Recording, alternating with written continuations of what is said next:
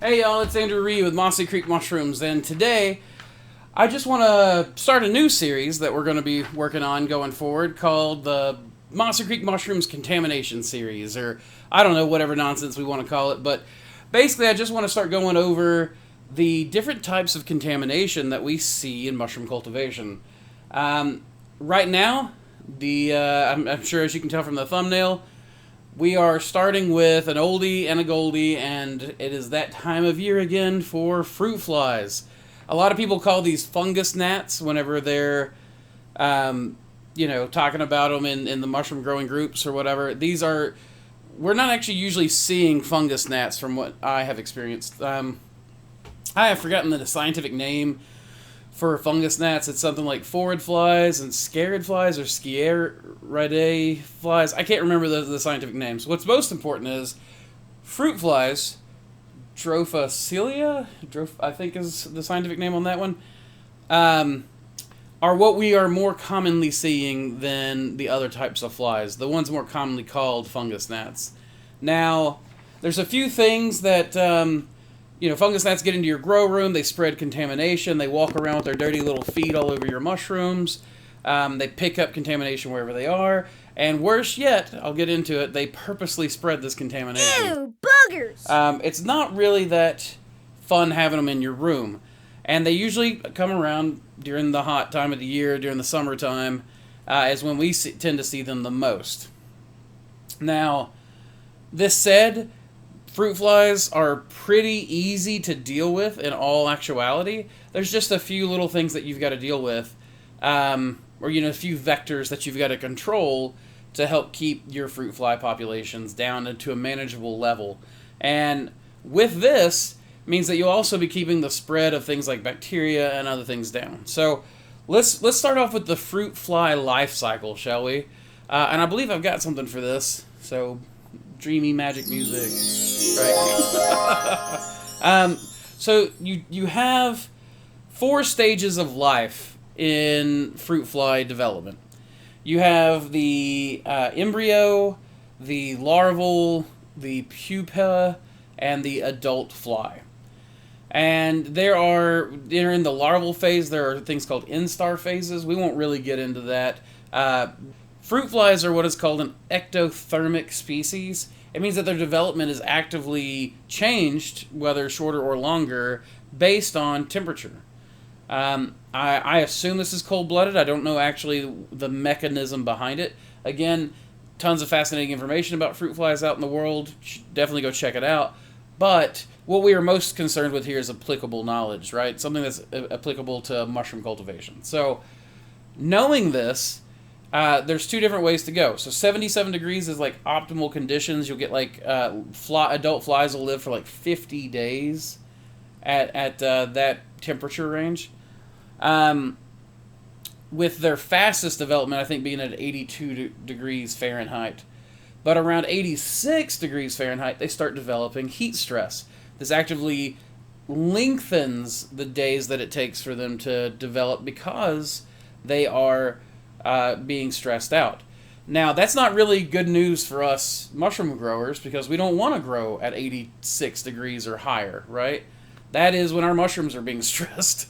The good news is that if you can bring your temperatures down to about 64 degrees, or even better yet, 54 degrees, you can pull, so I think it's, 64 degrees Fahrenheit, the development phase lengthens from like 7 days to 19 days. That's plenty of time to get the blocks out of your grow room. And if you're able to get down to 54 degrees, development can now take 50 days. So then that's good. I grow at 55 degrees and 65 degrees anytime I get the chance to. Right now in summertime, I don't have that choice. I'm closer to 70 degrees. But if I could grow down to around between 55 and 65, probably right around 60, that I never see flies because we're removing blocks before they ever develop. And we're getting the best mushrooms. So it's kind of a win-win there, right, with the cooler temps. So being ectothermic means that we have a good, strong control that we have over them. Now, fruit flies like to eat fruit, right? That's what we call it for. But if most of you have probably noticed, it's usually rotting fruit. What they're after is the bacteria and the mold that is on that rotting fruit. They also love rotting mushrooms. This is why it's so important when you are picking your mushrooms that you go back over where you picked. Like, I don't even like to leave. I like to pick, hold the mushroom, and then remove any little pieces of stem or mushroom material left over on the bag. Those will quickly sicken, attract fruit flies. The fruit flies, here's a little hint people don't seem to know a lot about. When fruit flies lay their eggs on these starting to rot pieces of mushroom, they actively put their own feces all over these eggs in order to give their children their biome for what has worked for them really well. So the longer a breeding population stays in your room, the better the biome they get, the gut biome they get to rot your mushrooms away, right? So they are actively going through and crippling your crop to give themselves better breeding grounds, and the longer you give them, the better they get at it. So remove those little pieces of stem.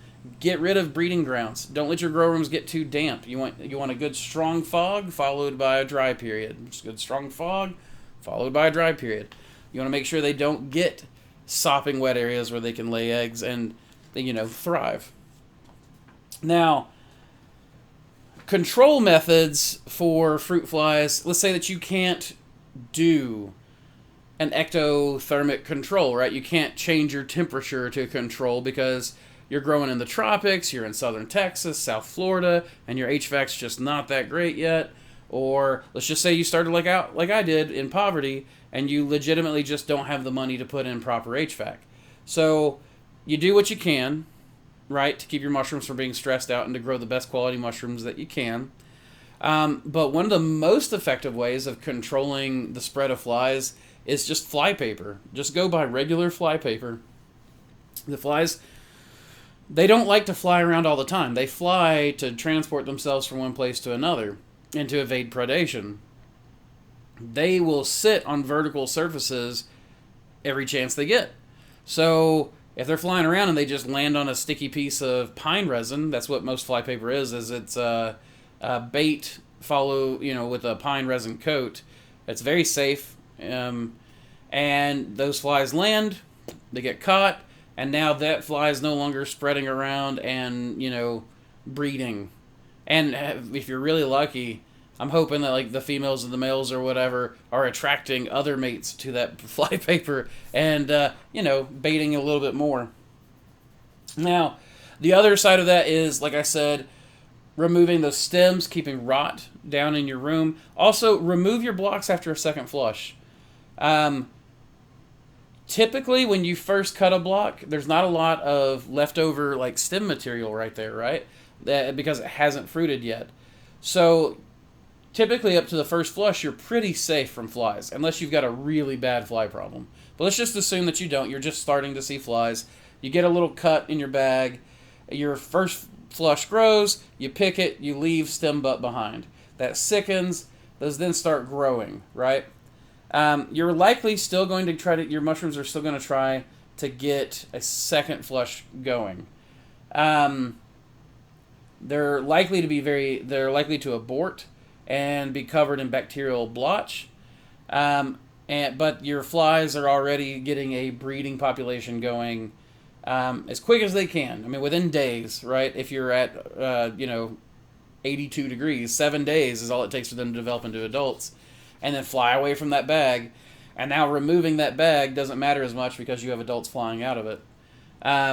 So you only get like 7 days at 82 degrees. And that's not where you want to be. So you want to be, what you really want is get your first flush, make sure you clean it good. But even if they're, even then, after your second flush, just remove that block. You might have had pins growing in the top of that block. Speaking of flies, there is another one. I'm going to get into the bug assault guns because I left my bug assault at the shop, so doesn't do me good here. But anyways, you want to get those blocks moved out because flies can develop in the top of the bags where leftover pins that started to form but then left, form. The flies can get in there. Typically, your block is shrinking, and it gives the flies plenty of room to move back in to the upper part of the bag. So we want to make sure that we keep that down to a minimum as much as possible. So just fruit your blocks 2 times, get rid of it, get the next batch going. It just helps keep things that much cleaner and keep contamination down. So that keeping everything clean, cycling your room, those are really the 3 most effective forms of fly control I have found are temperature, fly paper, and just keeping a good cycle of removing your blocks as soon as you can, but as soon as you've extracted the appropriate amount of profit out of those bags. Get them out, get them to the compost, sell your compost, profit there again. If you guys have any methods of dealing with flies that I didn't mention here that you find really, really effective, please leave that in the comments. You'll be helping a ton of people out by making sure that we spread this information as best we can. What's all the hubbub? As far as the contamination series going forward is concerned, I have videos working on trichoderma, yeast, and neurospora. If you have any specific pests that you would like for me to talk about, also leave that in the comments down below. I'll do it my best. If I can't, if I don't have any experience with it personally, I will try to find someone in our Discord channel who does. Speaking of the Discord, if you're wanting on the Discord, it is now accessible through the Patreon. All you got to do is sign up and you're automatically put into our Discord. We would love to have you guys, and of course we would always appreciate any support you guys give us. The past video, this video, and quite a few of the next videos coming up are in part because of a vote that we took in Patreon. So if you want to be there to vote on videos and help us decide the direction of the channel, please sign up on Patreon. Even the smallest donation gets you in access for those votes. So really, y'all, with that, keep spawning culture. To go and do.